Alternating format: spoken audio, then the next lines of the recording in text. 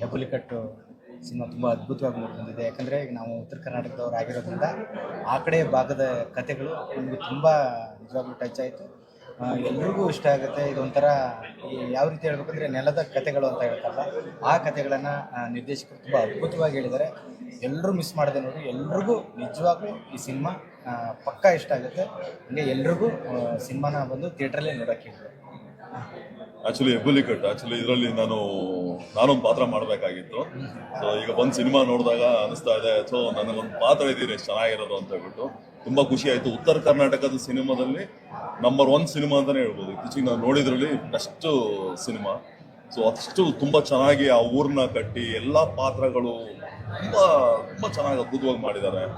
ಮತ್ತು ಡೈರೆಕ್ಷನ್ ಆಗಲಿ ಭೀಮ್ರಾವ್ ಅವರು ತುಂಬ ಚೆನ್ನಾಗಿ ಮಾಡಿದ್ದಾರೆ. ಕ್ಯಾಮ್ರಾ ವರ್ಕ್ ದೀಪಕ್ ಅವರಾಗಲಿ ಮತ್ತು ಎಡಿಟರ್ ಉಜ್ವಲ್ ಆಗಲಿ ತುಂಬ ತುಂಬ ಚೆನ್ನಾಗಿತ್ತು. ಆಮೇಲೆ ಮ್ಯೂಸಿಕ್ ಆಗಲಿ ಎಲ್ಲಾನು ಸಕ್ಕತ್ತ ಕಟ್ಟಿ ಒಂಥರ ಯಾವುದೋ ಊರಲ್ಲಿ ನಾವು ಇದೀವಿ ಅನ್ನೋ ಫೀಲ್ನ ತರಿಸಿದ್ರು. ತುಂಬ ಚೆನ್ನಾಗಿತ್ತು ಹೆಬ್ಬುಲಿಕಟ್ಟು. ಎಲ್ಲರೂ ನೋಡಿ. ಸೊ ಹೊಸ ಟೀಮ್ ಅನ್ನೋದಕ್ಕಿಂತ ಈ ಥರ ಸಿನಿಮಾಗಳನ್ನ ಗೆಲ್ಲಿಸಿ ಎಲ್ರಿಗೂ ಪಾತ್ರಗಳು ಇಷ್ಟ ಆಗುತ್ತೆ.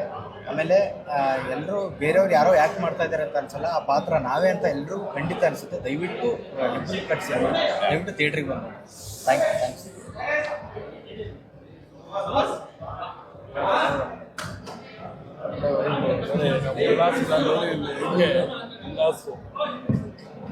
ಉಲ್ಲಾಸ್ ರೆಡಿ.